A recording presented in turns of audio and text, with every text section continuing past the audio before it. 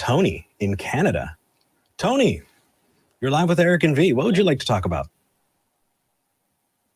It was a couple of weeks ago. You had a caller on. I think his name is Mark. Hey, Tony. Was talking about. You're sounding a little bit far away. Do you have us on speakerphone, maybe? No, I don't.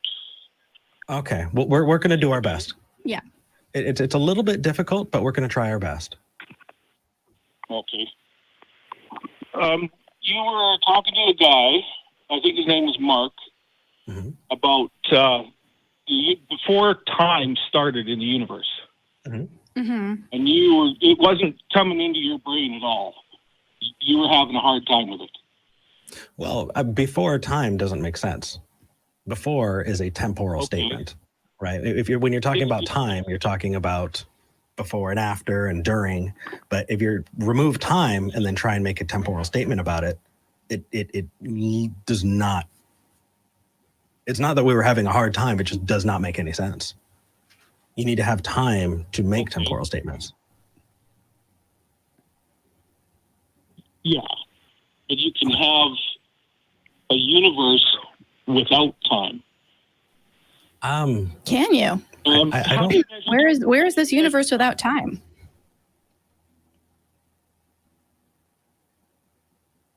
How do you measure time? Or how do you get time? You measure it, right? Something that can't be measured. Oh, there he is. Exist. Yeah, you got louder for a second. Which Something is nice. that can't be measured doesn't exist. Right? No. Do you agree with that? No.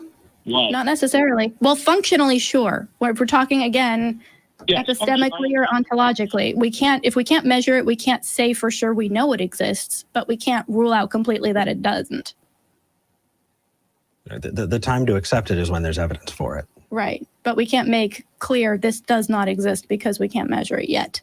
Yet being the key word there. Yeah. So there's a really good example.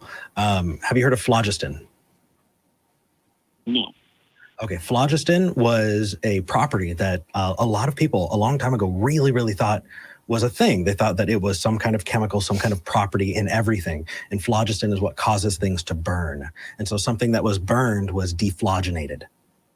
And so the assumption was phlogiston exists, we just don't yet have the tools to measure it. And that was something that a lot of people took forward. Also the idea of ether. Well, comes humor. Yeah, and so you probably have a hard time counting the things that encompasses. Well, but it's not. Well, the interesting thing though is it's the approach that was the problem, because they approached it as assuming a thing was true before there was evidence to show, and because of that, I think that the better approach is to hold off on those statements until there's evidence to support it. Right. That way we don't wind up going into some kind of weird path, which we went with, phlogiston and with the humors. Right. It took a really weird route. Right. So, okay, what are we getting at here? Yeah. If we believe the physicists and the universe started as this small object that was so dense that nothing moved in it, like not even an electron around a proton or whatever happens molecularly, if nothing moved, then there's no time. The time is measured with something moving, right? So if you have something that is absolutely static, right? So time. You can't measure time on it, right? So here's where I'm at on it.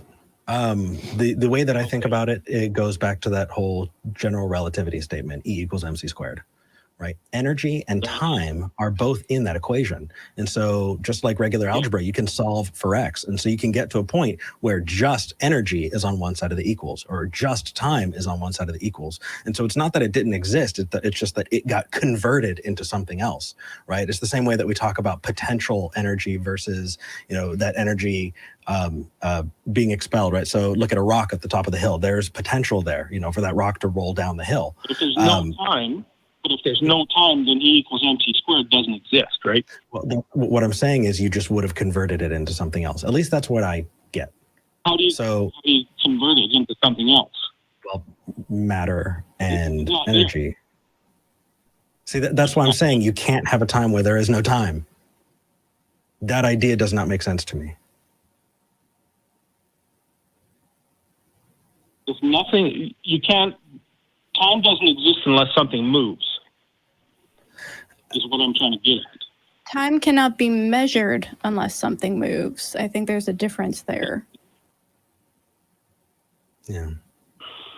But I'm happy for lots of physicists to correct me because I would love to be corrected about it. But when it comes more into that realm, I think that I do want to defer to physicists who have a lot more time and experience in it. Yeah. Kinetic energy. Thank you, everyone in the chat. Potential and kinetic energy. Sorry? Oh, the chat was correcting me. Potential energy and kinetic energy. So, but potential energy, but that's without time as well. So that would be that conversion. But again, I think I'm starting to move into a realm that I'm uncomfortable in because I don't have a lot of information and I don't want to talk out of my butt because last time I did that, I got in a lot of trouble. But it is something to think about. And I do highly suggest you look into it and I'll do the same. Yeah, because if you don't have time, if you don't have movement, then you don't have time. And if you don't have time, then you can have a universe that doesn't move forward. Well, and you also talked to the same guy about like if time is infinite, then you can't get to today. And you were talking about some theory about cutting the time in half. Okay, so that is something that would need an entire episode. But there is a really, really awesome set of thought experiments that I would love to get into.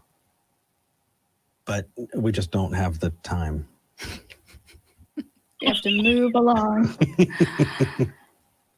But thank you. And that does really inspire me to want to make some episodes somewhere else or get involved in that because I think it is a fantastic conversation. Yeah. All righty. All right. Okay. Hey, thank you for calling in, man. Thanks, Tony. Yeah.